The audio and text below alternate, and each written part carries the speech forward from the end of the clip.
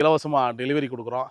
தமிழ்நாடு முழுவதும் 10 விழுக்காடு நாற்றுகள் வந்து விவசாயிகளை வந்து ஊக்குவிக்கணுங்கிற 10 விழுக்காடு நாற்றுகள் வந்து ஃப்ரீயாக கொடுக்குறோம். நடவு பண்ணி எப்படி நடவு பண்ணுறது, எப்படி வந்து மிளகு வந்து அறுவடைக்கு வந்துச்சான்னு எப்படி கண்டுபிடிக்கிறது, இது இது எங்களுக்கு சாகுபடி புதுசாச்சே, நேரடியாக உங்கள் களத்தை ஆய்வு செய்து உங்கள் தோட்டத்தில் வருமா வராதா, அப்படி வரும்னா நாமளே வந்து செடியை கொடுத்து நாமளே ஒரு வருஷம் ஆலோசனை கொடுத்து முதல் அறுவடை வரைக்கும் உங்களோடு பயணிக்க உழவி வந்து காத்துக்கிட்டு இருக்கு. செடிக்கு அதிகபட்சமாக வந்து 2 கிலோ வரைக்கும் மிளகு வரும். நாம சொல்கிறோம் செடி மிளகுல குறைந்தபட்சம் 1 கிலோ மிளகு வந்தாலே ஒரு ஏக்கருக்கு கிட்டத்தட்ட 500 கிலோ மிளகு வந்து சாத்தியப்படும். பார்த்தீங்களா, இதனுடைய உருட்டை பார்த்தீங்களா, இருங்களேன். சமவெளியில் வெப்பமண்டல பகுதிகளில் ஹில்ஸ்லேயே பார்த்தீங்கன்னா இந்தளவுக்கு உருட்டு வர்றது சிரமம். நிறைய உரம் கொடுப்பாங்க, நம்ம எதுவுமே கொடுக்கல. எந்த அளவுக்குன்னு சொல்லி பார்த்தீங்களா. அப்போது கரிமுண்டா மட்டும்தான் வருமானா இல்லை, பனியூரும் இதே மாதிரி பிளைன்ஸில் வந்து செடி மிளகா கொண்டு வர முடியும். வணக்கம், உளவி ஆர்கனைசேஷன்லேருந்து நான் உங்கள் தினேஷ்குமார். செடி மிளகு சாகுபடி செய்யலாம். கரிமுண்டாங்கிறது பழைய நாட்டு ரகம், எல்லா மண்ணிலையுமே வரக்கூடியது. போதுமான அளவுக்கு நிழல் இருந்தால் போதும், போதுமான அளவுக்கு வெயில் இருந்தால் போதும். முழு நிழல்லையும் வராது, முழு வெயிலையும் வராது.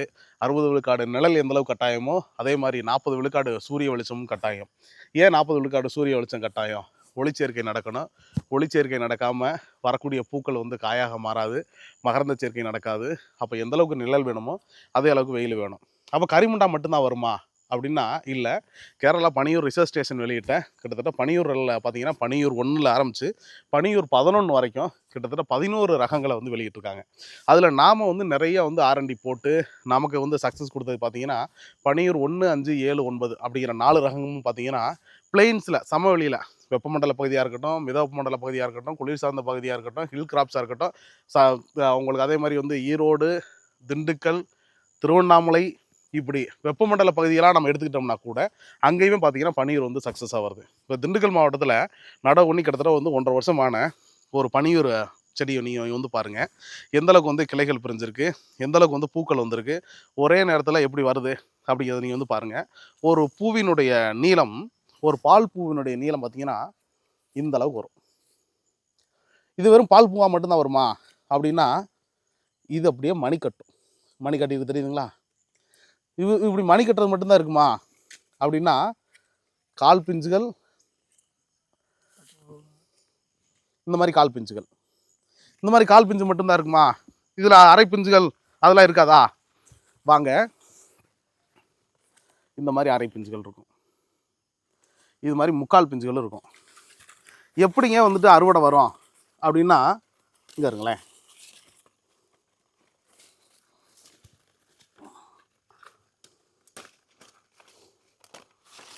இப்படி வரும். எப்படி வந்துருக்கு பார்த்தீங்களா? இதனுடைய உருட்டை பார்த்தீங்களா? இங்கே இருங்களேன்.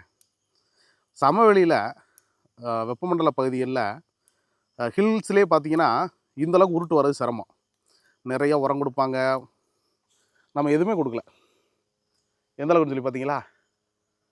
அப்போது கரிமுண்டா மட்டும்தான் வருமானா இல்லை, பனியூரும் இதே மாதிரி பிளெயின்ஸில் வந்து செடி மிளகா கொண்டு வர முடியும்.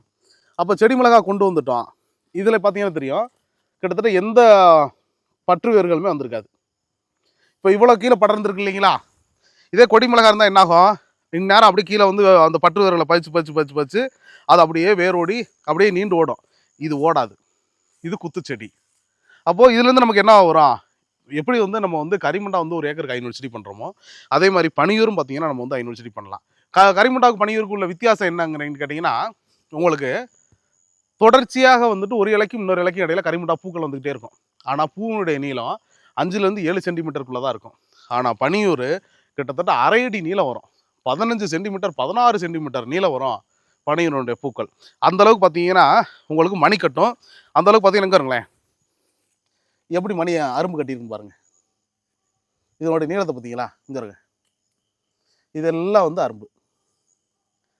ஒரே நேரத்தில் அறுவடைக்குரிய மிளகுலேருந்து இது மாதிரி பால் பூக்கள்லேருந்து அரைப்பிஞ்சுகள் கால் பிஞ்சுகள்லேருந்து தொடர்ச்சியாக பனியூரும் சக்ஸஸ் பண்ண முடியும்.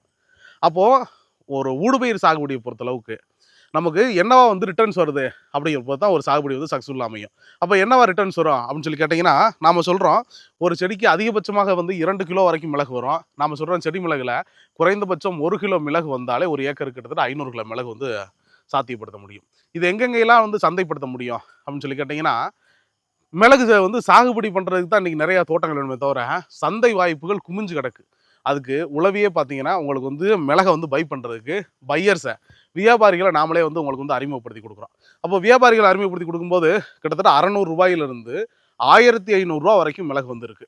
அதாவது இந்த உருட்டுன்னு சொல்லுவாங்க, எம்எம்ஹெச், அதாவது இந்த அளவுக்கு உங்களுக்கு வந்து உருட்டு இருக்குங்கிறங்களேன், 8 எம்எம்லேருந்து 10 எம்எம் வரைக்கும் உங்களுக்கு உருட்டு இருக்குது அப்படின்னா இதெல்லாம் கிலோ வந்து பார்த்தீங்கன்னா 800 ரூபாய்க்கு மேலே. நம்ம சொல்கிறோம் ஆவரேஜாக கிலோ வந்துட்டு 600 ரூபாய்க்கு போனாலே நம்ம கிட்டத்தட்ட வந்து 3 லட்ச ரூபா வரைக்கும் பார்த்தீங்கன்னா ஒரு ஏக்கருக்கு வந்து நம்ம வந்து சாகுபடி பண்ண முடியும். ஏன் வந்து மிளகு சாகுபடியை வந்துட்டு அதிகமாக சொல்லலாம் அப்படின்னா, மிளகு சாகுபடியை பொறுத்தளவுக்கு பூச்சி மேலாண்மை கிடையாது, நோய் மேலாண்மை கிடையாது, அப்போ எதுவுமே இல்லை. இப்போ நுனிக்கிள்ளுதல் கிடையாது, கவாத்து கிடையாது, soft pruning, hard pruning, light pruning எதுவுமே இல்லை. அதுவே வந்து பக்க கிளைகளை பிரியும். இதனுடைய லைஃப் எப்படி கொண்டு போக முடியும்? இது 2 வருஷம் ஆச்சு அப்படின்னா 15 ஆண்டுகள் வரைக்கும் தொடர் அறுவடை தரக்கூடியது. எத்தனை நாள்ல இருந்து அறுவடை தரும்? நடவு பண்ணி 70 நாள்ல இருந்து பூக்கள் வர ஆரம்பிக்கும். நடவு பண்ணி 70 நாள்ல பூ வருமா? அப்படி என்னங்க செடி கொடுக்குறீங்கன்னு கேட்டிங்கன்னா, நாமளே 13 மாத செடியாக கொடுக்குறோம். அப்போது ஒரு செடி மிளகை பொதுவாகவே வந்து எல்லா செடிகளுக்குமே வந்து பார்த்திங்கன்னா சல்லி வேர் மட்டும் உருவானா போதும், கடன்னு வேர் பிடிச்சி வந்துடும். ஆனால் மிளகை பொறுத்தளவுக்கு ஹில் கிராப்ஸாக இருக்கிறத பிளெயின்ஸில் நம்ம சாகுபடி பண்ணலாம் கொண்டு வரும்போது அதற்கேற்ற வந்து வெப்பநிலையை வந்து நாம் வந்து மைனஸ் பண்ணி கொண்டு வரும்போது அதுக்குரிய வந்து அந்த கிளைமேட்டிக்கல்னு சொல்லுவாங்க, அந்த குளிர்ச்சியை வந்து உணரும் போது அப்போ ஊடுபயிராக மட்டும்தான் வந்து சாகுபடி பண்ண முடியும். அப்படி ஊடுபயிராக மட்டும் தான் நம்ம வந்து சாகுபடி பண்ணலாம். அப்படிங்கும்போது இப்போ ஊடுபயிர் சாகுபடியில் பெஸ்ட்டு அப்படின்னு சொல்லி பார்த்தோம்னா வந்துட்டு நமக்கு வந்துட்டு மிளகு தான். ஏன் வந்துட்டு அப்படின்னா அதனால தான் நம்ம சொல்கிறோம், நம்ம நர்சரி செக்டார்லேயே 13 மாதம் நம்ம வளர்த்து கொடுக்கறதுனால அது வரும்போதே வந்துட்டு பார்த்தீங்கன்னா செடி வரும்போதே பூக்களும் பிஞ்சுகளோட தான் வரும். அப்போ நடவு பண்ணி அதிகபட்சம் 3 மாதத்துக்குள்ளே பார்த்தீங்கன்னா பூக்கள் வந்து பறிய ஆரம்பிக்கும். ஆனால் தொடர்ச்சியாக வந்து பனியூரை பொறுத்தளவுக்கு வந்து ஒரு இலைக்கு இன்னொரு இலைக்கு தொடர்ச்சியாக பூக்கள் வராட்டியும் 2 இலைக்கு 3 இலைக்கு ஒரு பூ தான் வரும். அப்படி வந்தாலுமே பார்த்தீங்கன்னா பூவினுடைய நீளம் பார்த்தீங்கன்னா அதிகமாக இருக்கும். அப்போது இவ்வளோ பெரிய செடியில் நாம் சொல்கிறோம் 1 கிலோவுக்கு மேலே வரும். 1 கிலோ வந்தாலே நமக்கு பார்த்தீங்கன்னா பெருத்த லாபம் தரக்கூடியது. இது எங்கெங்கெல்லாம் வரும், எங்கெங்கெல்லாம் வராதுன்னா முழு வெயிலில் மிளகை சாகுபடி பண்ணவே முடியாது. அப்போது அதுக்கு என்ன பண்ணணும், ஊடுபயிராக மட்டும்தான் பண்ண முடியும். நிறைய விவசாயிகள் வந்து கிரீன் நெட்டு போட்டு பண்ணலாமான்னு கேட்குறீங்க. நம்ம சொல்கிறோம் ஒரு பெரிய அனல் காற்றடிக்கும் போது அது அப்படியே வந்து டைரெக்டாக வந்து படக்கூடாது. அப்போ அது என்ன ஆகும், ஒரு விண்டு எரோஷனாக இருக்கணும். அந்த விண்டு எரோஷன் எது இருக்க மெயின் கிராப்பே விண்டு எரோஷனாக இருக்கும். அப்போ ஊடுபயிராக பண்ணும்போது எதுக்குள்ளே பண்ணலாம், நீ முகக்கொடி வச்சுருந்தா பண்ணலாம், செம்மரம் வச்சுருந்தா பண்ணலாம், மலைவேம்பு வச்சுருந்தா பண்ணலாம், தென்னந்தோப்பாக இருந்தால் பண்ணலாம், பாக்குத்தோப்பாக இருந்தால் பண்ணலாம், மாந்தோப்பாக இருந்தால் பண்ணலாம். பண்ருட்டி ஏரியாவில் நாம் சொல்கிறோம் முந்திரி தோப்புக்குள்ளே மிளகு கொடுத்தோம். முந்திரி தோப்புக்குள்ளே எப்படிங்க மிளகு வரும், அவ்வளோ அருமையாக வரும். அடுத்தடுத்த காணொலிகளில் திருவண்ணாமலையில் இருக்க வெயில் உங்களுக்கு தெரியும் எந்த அளவுக்கு வந்து டெம்பரேச்சர் ஏரியா திருவண்ணாமலைன்னு சொல்லிட்டு திருவண்ணாமலை கிளைமேட்டுக்கு மிளகை நாம் வந்து கொண்டு வந்துட்டோம். எப்படி கொண்டு வந்தோம், இப்போ எப்படி வந்து உங்களுக்கு வந்து வறட்சியான பகுதியாக வந்து அறிவிக்கப்பட்ட திண்டுக்கல் மாவட்டத்தில் எப்படி மிளகு வருதோ அதே மாதிரி திருவண்ணாமலையிலேயும் வரும். அப்போது எப்படி வரும் அப்படிங்கிறத நம்ம சொல்கிறோம். உங்களுக்கு அதுக்கு ஏற்ற நிழலும் வெயிலும் போதுமான அளவுக்கு இருந்துச்சு, உப்பு தண்ணி இல்லாமல் இருந்துச்சு அப்படின்னா 100 விழுக்காடு நம்மளால் சமவெளியில் வந்து மிளகு வந்து சாத்தியப்படுத்த முடியும், சக்ஸஸ் பண்ண முடியும். நாம் சொல்கிறோம் நடவு பண்ணி 2வது ஆண்டுகள்லேருந்து ஒரு செடிக்கு 1 கிலோ, ஒரு ஏக்கருக்கு 500 செடி, அப்போது நமக்கு ஒரு 500 கிலோ மிளகு வருதுன்னா ஊடுபயிராக நமக்கு பார்த்தீங்கன்னா வந்துட்டு ஒரு 3 லட்ச ரூபாய்க்கு மேலே நமக்கு வந்து தொடர்ச்சியாக வருமானம் தரக்கூடியது.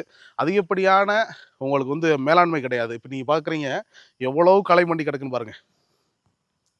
மற்ற சாகுபடியாக இருந்தால் என்ன பண்ணணும், இந்த களைக்கே நீங்கள் பெரிய அளவுக்கு வந்துட்டு வீட் மேனேஜ்மெண்ட் கலை மேலாண்மைக்கு பெரிய அளவுக்கு செலவு பண்ணணும். ஆனால் இங்கே பார்த்தீங்களா அழகாக வட்டப்பாத்தி மட்டும் தான் க்ளீன் பண்ணியிருக்கோம்.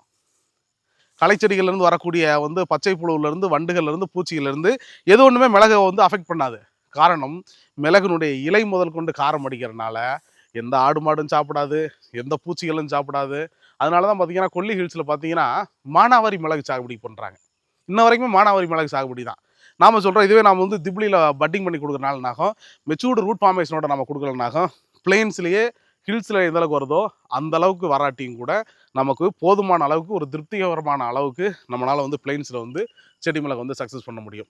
இதுபோல் வந்து நாட்டு ரகமான கரிமுண்டாவாக இருந்தாலும் சரி, இல்லை வந்துட்டு உங்களுக்கு ரிசர்ச் பண்ணி ரிசர்ச் ஸ்டேஷன் வெளியிட்ட பனியூர் ரகங்களாக இருந்தாலும் சரி, உழவி வந்து பார்த்திங்கன்னா 13 மாத நாற்றுகளை வந்து கொடுக்குறோம். அதே மாதிரி உங்களுக்கு தமிழ்நாடு முழுவதும் இலவசமாக டெலிவரி கொடுக்குறோம். தமிழ்நாடு முழுவதும் 10 விழுக்காடு நாற்றுகள் வந்து விவசாயிகளை வந்து ஊக்குவிக்கணுங்கிற 10 விழுக்காடு நாற்றுகள் வந்து ஃப்ரீயாக கொடுக்குறோம். நடவு பண்ணி எப்படி நடவு பண்ணுறது, எப்படி வந்து மிளகு வந்து அறுவடைக்கு வந்துச்சான்னு எப்படி கண்டுபிடிக்கிறது, இது இது எங்களுக்கு சாகுபடி புதுசாச்சே, நேரடியாக உங்கள் களத்தை ஆய்வு செய்து உங்கள் தோட்டத்தில் வருமா வராதா, அப்படி வரும்னா நாமளே வந்து செடியை கொடுத்து நாமளே ஒரு வருஷம் ஆலோசனை கொடுத்து முதல் அறுவடை வரைக்கும் உங்களோடு பயணிக்க உழவி வந்து காத்துக்கிட்டு இருக்கு. இதுபோல் வீரிய ரக நாற்றுகள் வேணுங்கிற விவசாயிகள், எனக்கு பனியூர் ரகங்கள் வேணுங்கிற விவசாயிகள், எனக்கு நாட்டு ரகம் கரிமுண்டா ரகங்கள் வேணுங்கிற விவசாயிகள் நிச்சயமாக வந்து உழவி வந்து தொடர்பு கொள்ளுங்கள். உழவி என்றும் உங்களோடு பயணிக்கும். நன்றி, வணக்கம்.